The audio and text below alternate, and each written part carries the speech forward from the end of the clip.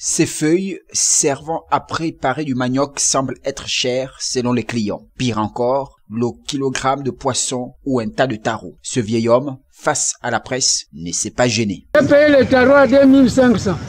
J'ai payé le poisson à 2000, 4000 pour 1 kilo. À 2000 à 3000. Oui. Hein, qui vient de 6 euros. Oui. 2000 kilos. Oui. À 3000. 2500. Voilà, ça. 1 kilo toujours. Le même prix. Ce qui vient d'un gamba. Bon. Maintenant, le tarot, c'est 2000. Maintenant, vous dites que nous les villageois, oui, nous ne sommes pas habitués à Tchibanga. Pour les commerçants de poissons, le prix de transport ne peut être oublié. On paie le transport parfois 15 000 ou 20 000 par rapport au sac. Vivement que le gouvernement de la République jette un regard vers les prix des produits locaux afin que ça soit revu à la baisse.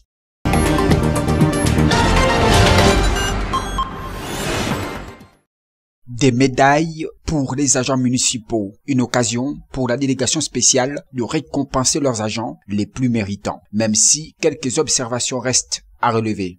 Vous êtes célébrés parce que la médaille de bronze que vous recevez aujourd'hui démontre que vous avez au moins 10 ans d'ancienneté à vos services respectifs.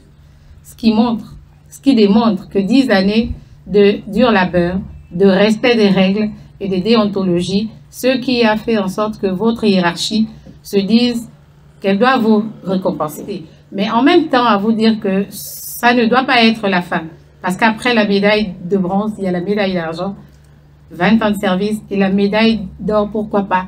Monsieur le délégué spécial en charge de la commune de Tchibanga, depuis votre nomination à la tête de cette institution, vous n'avez ménagé aucun effort pour donner corps à celle-ci, j'allais dire, la mairie de la commune de Tchibanga. Votre sens managérial et votre leadership dans la conduite des affaires municipales vous ont conféré la seconde place au rang des meilleurs délégués du Gabon, notre pays. Au cours de la cérémonie, le délégué spécial n'a pas manqué de soulever certains points.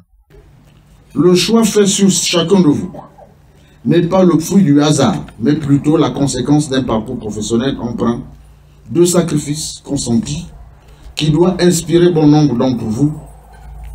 Cette médaille ne doit pas être perçue comme un aboutissement, mais une invite à plus dans l'excellence et l'exigence. Vous devez continuer à être des exemples, des sources d'inspiration, non seulement pour vos collègues, mais aussi pour ceux-là qui cognent à la porte de la mairie, parce que le dossier en a beaucoup. Vivement que d'autres en prennent exemple pour mériter ce signe de reconnaissance.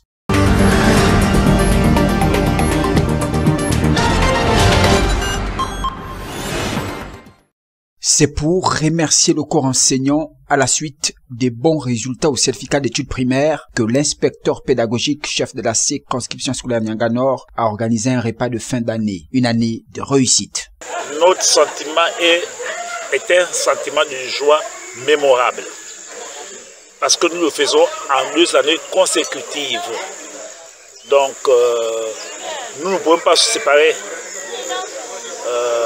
en fin d'année sans prendre un verre d'eau avec mes collaborateurs qui m'ont aidé à arriver à ce résultat que j'en parle aujourd'hui, la Nyanga, meilleure province du Gabon en termes de résultats, 89,44%.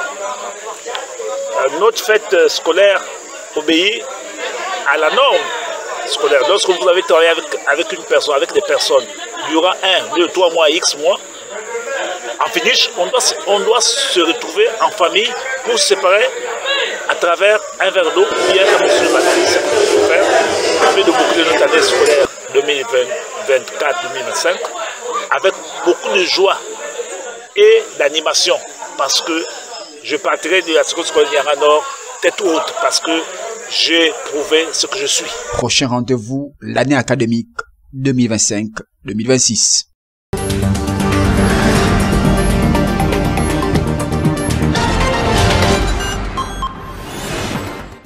Rosie Piot, journaliste indépendante et directrice de Fact Check Congo, fait face à des menaces persistantes depuis début juillet. En cause, son enquête sur l'attentat à la bombe de 1982 à l'aéroport Maya-Maya de Brazzaville, qui avait fait 4 morts.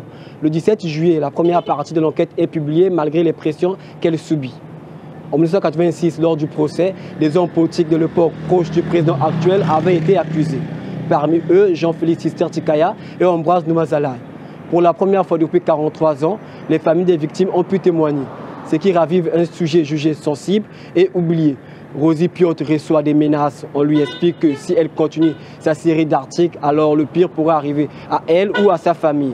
L'association professionnelle GEC, Journalistes et Éthique Congo, appelle à la protection immédiate de la journaliste. Les autorités congolaises s'impliquent en la question. C'est ce que nous sommes en train de faire. Nous avons vu le membre du gouvernement qui s'occupe des questions des médias. Nous lui avons dit qu'il faut qu'il s'implique sur cette question, permettre aux journalistes de continuer son travail, mais aussi de protéger le journaliste. Il n'y a pas que Rosie Piot, il y a aussi beaucoup d'autres journalistes. Le contexte est un peu difficile, qu'on laisse les journalistes travailler librement sur des sujets d'intérêt national, des sujets politiques, des sujets économiques et même des sujets culturels. On ne doit pas empêcher les journalistes de faire leur travail. Le ministre de la Communication a appelé Rosie Piot à porter plainte. Pour rappel, dans le classement de Reporters sans frontières, le Congo occupe actuellement la 71e place sur 180 pays.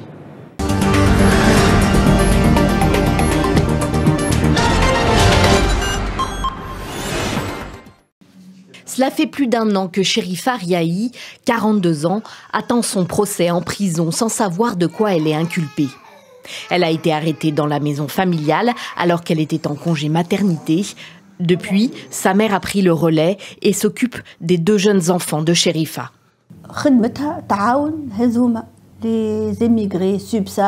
Son travail consiste à aider les migrants d'Afrique subsaharienne, de Syrie, de Palestine. C'est tout ce qu'elle fait. C'est un travail humanitaire qu'elle adore. Elle n'a rien fait de mal, ni à personne. Elle ne s'est pas impliquée dans la politique, pas même dans un parti. Sur le moment, je n'ai pas compris, et elle non plus. Maintenant, elle comprend. Moi, je ne comprends toujours pas pourquoi ma fille est en prison depuis plus d'1 an. Chérifa Riahi a dirigé l'ONG Tunisie Terre d'Asile jusqu'au printemps 2023. C'est vraisemblablement les programmes d'aide aux migrants qu'elle a mis en place à l'époque qui lui sont reprochés. En tout, une dizaine de personnes sont incarcérées comme elle pour leur engagement associatif ou leur participation à des projets de soutien aux réfugiés. Une vague d'arrestations qui a suivi un conseil de sécurité nationale présidé par Kais Saied il y a plus d'1 an.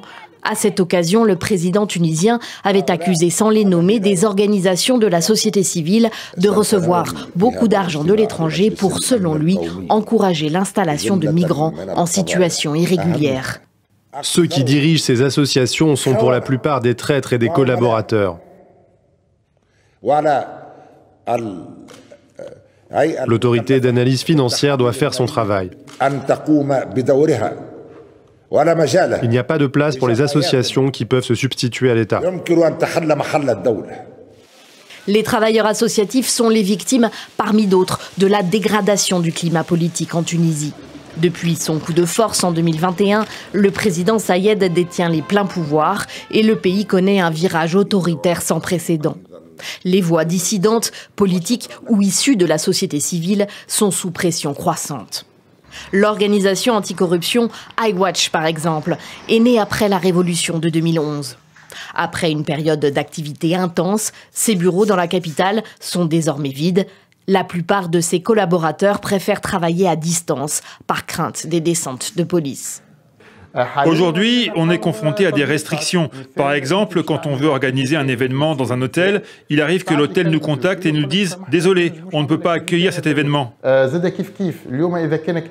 Et aussi, si on veut aborder certains sujets dans les médias, aujourd'hui, il n'y a plus d'espace pour ça. Le service de presse du gouvernement tunisien ne répond pas aux sollicitations des journalistes sur la situation des militants de la société civile et plus généralement sur l'état des libertés dans le pays.